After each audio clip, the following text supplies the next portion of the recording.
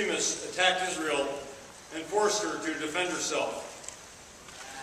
The responsible international press is clear what triggered this conflagration. 3 Jewish teenagers hitchhiking home from Bible college were kidnapped and murdered. 3 innocent teenagers kidnapped and murdered. What a dastardly, despicable act.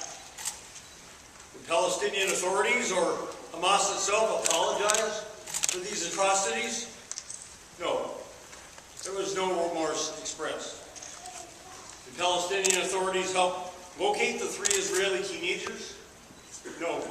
It took 18 days to find their bodies. Have the 2 likely murderers been apprehended? No. It's clear that this kidnapping was not a random act.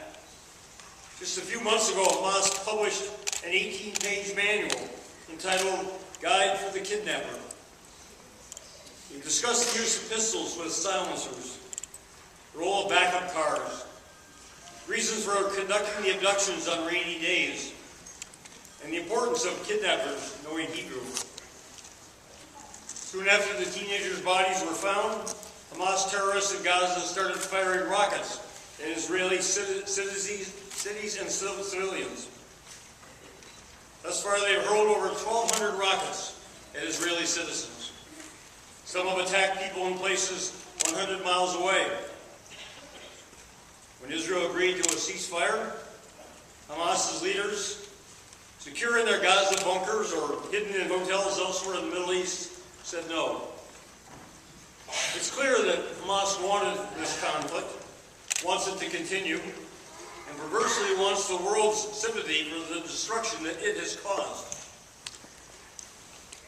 Most Gazans know that Hamas is neither their friend nor their savior. A poll taken in June showed that 70% of Gazans wanted a continuing ceasefire with Israel. 57% wanted a Fatah-Hamas unity government to renounce violence against Israel.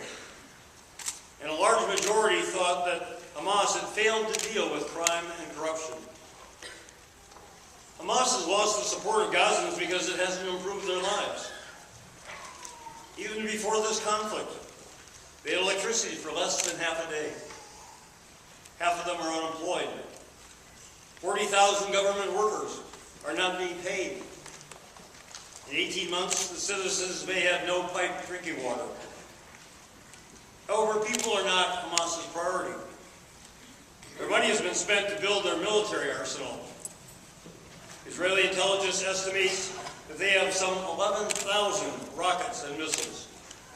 They have unmanned drones. They've built underground tunnels into Israel, from which to stage even more lethal attacks. And they have their low-tech fallback.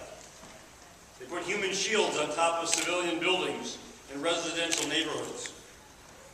Israel is doing everything possible to protect its people from Hamas's rockets, while Hamas uses its people to protect its rockets. So tonight I join with you in expressing my support for the people of Israel who are defending themselves against Hamas's terrorism. Tonight we stand with them.